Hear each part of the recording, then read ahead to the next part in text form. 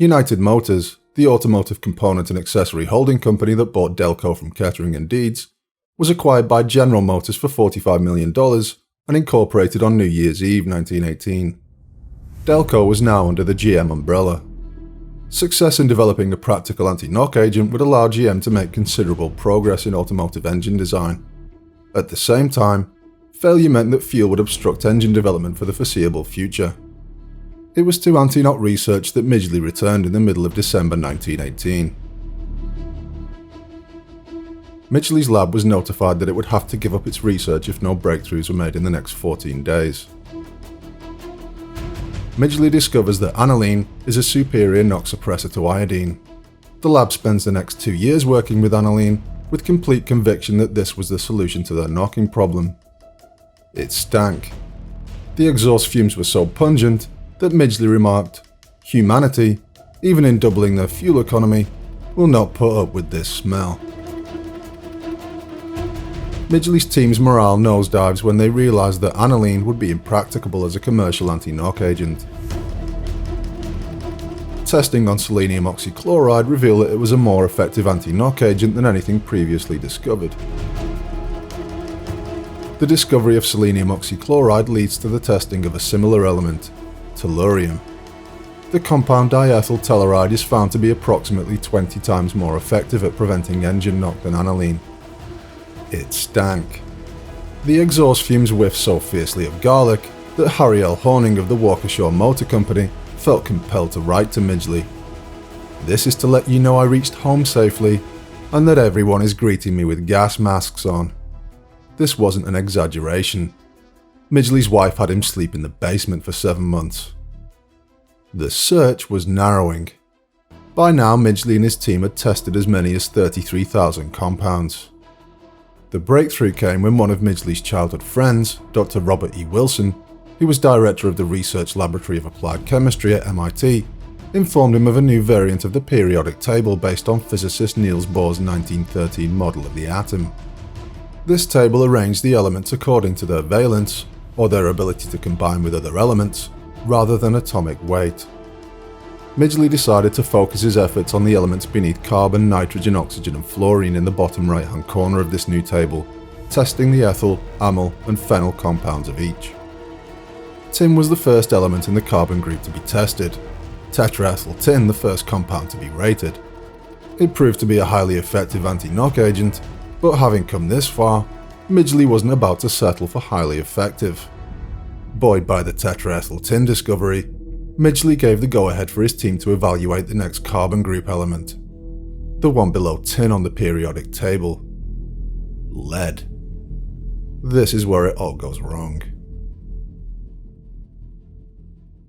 In 1896, the French scientist Henri Becquerel discovered radioactivity. For the first couple of decades of the 20th century, the world was besotted with it. If you had a product to hawk, you only had to put something radioactive in it, and it would fly off the shelves. If you were a slickster or bum snake, it was the new panacea for everything from wangfail to whiter teeth. You'd be shocked by how much of this stuff made it to market before we understood that it's a catastrophe-fuckingly stupid idea. Toothpaste, hand cream, lipstick, cigarettes, condoms, watches, chocolate, hardtack, spark plugs, eye drops, toys, soap, fish bait, real menus, Vitaradium suppositories, wool. We all know how hazardous radioactive substances are now, but we had no idea for a long time. It was the same in antiquity with lead. We've been using the stuff since it was first mined in what is now Turkey around 8,500 years ago. There was no lead age like there was bronze or iron. Probably because it's the unsexiest metal there is. Our ancestors, upon realizing lead was too soft to use as weaponry, too dull to use as jewelry, and too abundant to use as currency, decided to use it for almost everything else. Before the Romans, lead was basically a byproduct of the silver industry, much the same way that yeast extract is a byproduct of the brewing industry, and sexual assault is a byproduct of the film industry. The Romans saw it as useful in its own right. They used it in aqueducts, in statues, stationery, plumbing, in solder, in shipbuilding and glassmaking, and then, after being around it all day, they returned home to eat food preserved with lead salts, cooked in leaden pots, and sweetened with lead acetate. Even I failed to fully understand how hazardous lead was because I didn't work in lead mines. Slaves did. Which begs the question, well, how bad can lead be for you? Here's a list of lead poisoning symptoms. Insomnia, loss of appetite, decreased libido, depression,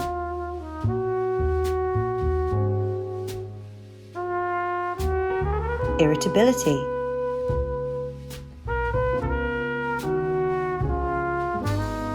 cognitive deficits, memory loss, headache, personality changes,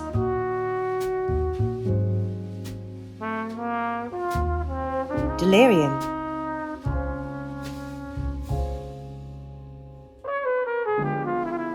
coma,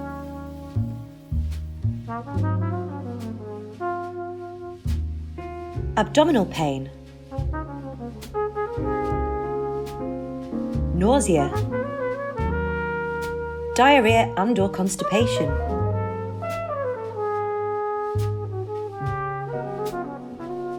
wrist and foot drop,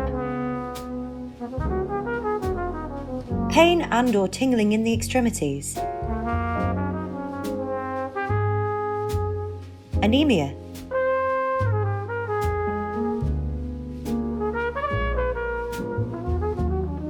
skin pallor and/or lividity,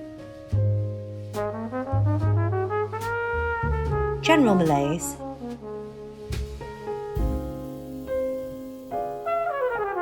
general fatigue,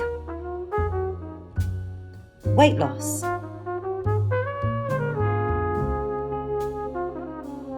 muscular pain, muscular tremors, delayed reaction time,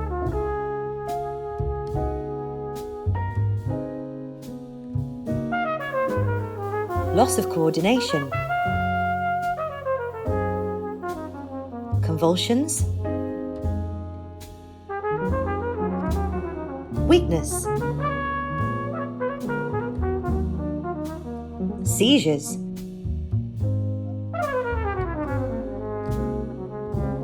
sperm dysfunction, pregnancy complications,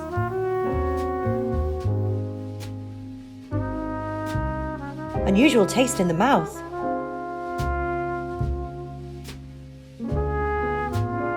slurred speech,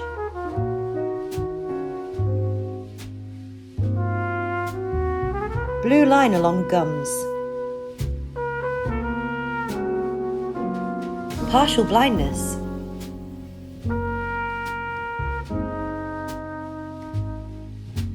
hallucinations,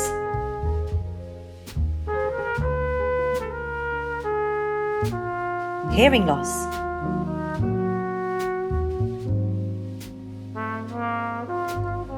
and kidney failure.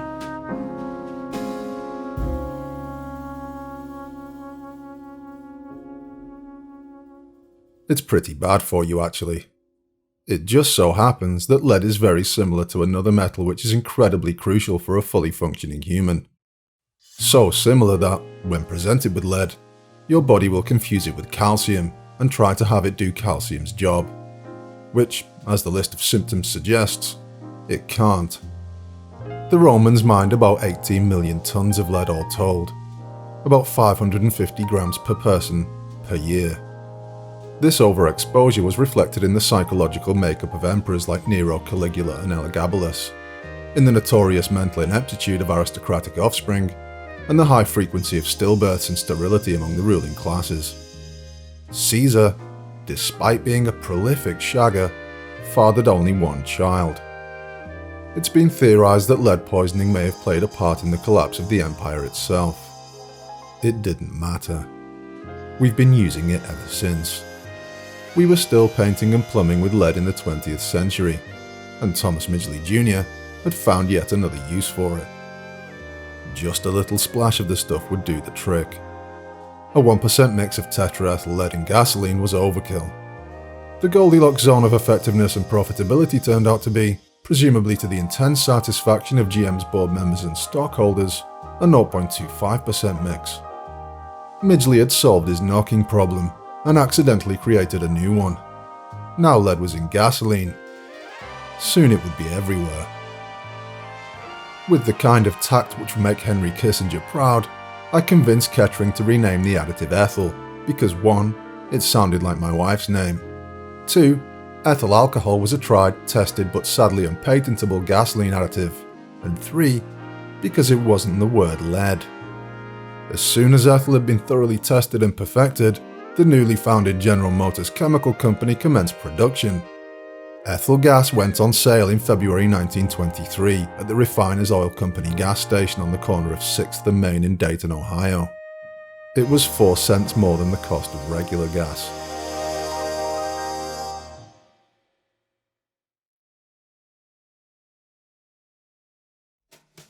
The trouble started immediately. Midgley spent February 1923, the same month that ethyl gas went on sale, recuperating from the effects of tetraethyl lead exposure, explaining to a friend, "I contain a pair of lead-lined lungs," symptoms being almost identical to the second stage of tuberculosis. The cure is to pack up, climb on a train, and find a suitable golf course in the state named Florida. This was a mistake. Nothing gets better in Florida. The first tragedy occurred in the summer of 1924 at the Dayton refinery producing ethyl. 2 men Midgley hired and socialized with, died yelling at the ceiling, and 60 others were made gravely ill and delirious. He was so troubled by it he almost gave up on the project. Kettering blamed the workers. We could not get this across to the boys. They used to snap the stuff at each other. They did not realize what they were working with. To remedy this, he hired a young pathologist from the University of Cincinnati called Robert A. Kehoe to study the health hazards of the industrial manufacture of tetraethyl lead. He prescribed ventilation to disperse fumes and protective clothing to prevent absorption through the skin. The exact 2 things unavailable to workers at DuPont's hastily assembled tetraethyl lead plant in Deepwater, New Jersey. The 6 deaths and hundreds of poisonings went unreported due to DuPont's influence over local media. What came next would make the papers. Ernest Olgert broke first. On Thursday, October 23, 1924, he was convinced he was being followed around Standard Oil's Bayway plant in Elizabeth, New Jersey. By Friday, he was screaming that there were 3 of them as he pinballed around the factory floor. The next day, he died convulsing at New York's Reconstruction Hospital. That Sunday, Walter Dimmock, one of Olgert's colleagues, walked out of a second-story window. Not on accident, he'd gone mad. He died convulsing in the hospital on Monday. That same Monday, William McSweeney was sent home sick, only to be straitjacketed in a New York laughing academy by the evening. He died convulsing the next day. On Wednesday and Thursday, William Kresge and Herbert Fuson followed them. 5 dead in a week, with a further 36 hospitalized. It was front-page news in New York and made the papers all over the country. On Monday, October 27th, as Walter Dimmock lay dying, the New York Times ran with the headline, "Odd gas kills 1, makes 4 insane." It didn't look good. When the chief chemist at the plant informed reporters that these men probably went insane because they worked too hard, it looked even worse. There were poisonings and deaths at every plant tetraethyl lead was manufactured before ethyl gasoline was voluntarily pulled from general sale on May 5, 1925. Surgeon General Dr. Hugh Smith Cumming called for a conference to be held later that month. Speaking at the conference on behalf of GM, the Ethyl Corporation, and their associates, was Robert Kehoe in his newly appointed role as Chief Medical Advisor of the Ethyl Corporation. He was about to begin his career as one of the 20th century's great corporate apologists. A 40-year reign of error which proved that it's incredibly difficult for a man to understand something when his salary depends on him not understanding it. Kehoe argued that since no rules on the production and sale of leaded gasoline had previously been established, how could the Ethel Corporation have violated any rules? So far, so slippery. Then came his masterstroke. He suggested that how people are treated under the law is how leaded gasoline should be treated. Innocent until proven guilty. This idea, that scientific uncertainty trumps evidence, has been a cornerstone of defensive research by the likes of the tobacco, pesticide and fossil fuel industries ever since. Kehoe offered, on behalf of his employers, to discontinue the sale of ethyl indefinitely, if it can be shown an actual danger is had as a result. But if, on the basis of facts, this couldn't be demonstrated, then ethyl shouldn't be thrown into the discard on the basis of opinion. When the industry's offer to fund the research into tetraethyl lead's toxicity was accepted, it suddenly held all the cards. The Ethel Corporation would come out a winner either way. If the gasoline was found to be safe, they'd appear to be a responsible company and continue to rake in profit. If it wasn't safe, it would take years, possibly decades to prove. They would be the leading experts on the toxicity of their own product and could keep selling it while studies, investigations and reviews were taking place. It was dastardly, and it worked. Ethyl gasoline was back on sale by January 17, 1926. They'd still be selling it when the Berlin Wall came down. In the 50 years from that first sale on 6th and Main, American cars burned around 18.75 trillion litres, or, if you prefer your measurements archaic, 4.5 trillion gallons of the stuff. To put it another way, that's one Great Salt Lake's worth of petrol, or if you prefer waterfalls, that's the amount of water which hurtles over Niagara Falls in about 10 years and 5 months. Ethyl dominated the American market. It wasn't long before its makers were looking greedily towards Europe. It looked like a minor fracas might break out there towards the end of the 1930s, and Rolls-Royce, purveyors of the most excellent aviation engines on God's green earth, had a problem. The Merlin engine, the one powering both the Spitfire and Hurricane, was hobbled by 87-octane aviation fuel and couldn't take off or climb at full potential. The RAF knew the Daimler-Benz engine in the Messerschmitt 109E would put out 140 more horsepower than the Merlin engine using the same fuel. What the RAF didn't know was the horsepower advantage of the ME 109E was only made possible by tetraethyl lead. How on earth did the Germans get hold of it? Corporate espionage? Infiltration? A mysterious web of spies and double agents? Did I have anything to do with it? I couldn't possibly say. Ethel Corporation created the German subsidiary firm Ethel Gemeinschaft in 1934. When Uncle Sam got wind of this, the War Department ordered the company not to give the Germans the tetraethyl lead recipe. Ethel said they wouldn't. A letter was sent from the War Department to the heads of GM Standard Oil and Ethel Corporation on December 15, 1934, stating that in my opinion under no conditions should you or the board of directors of the Ethel Gasoline Corporation disclose any secrets or know-how in connection with the manufacture of tetraethyl lead to Germany.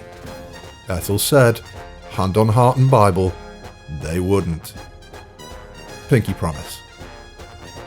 Then in 1935 they secretly signed joint production agreements with IG Farben in Nazi Germany and Montecatini in fascist Italy, because why on earth should ethics be an obstacle to profit? Everyone knows what happened next. The only question is, did this act of corporate treason make any difference?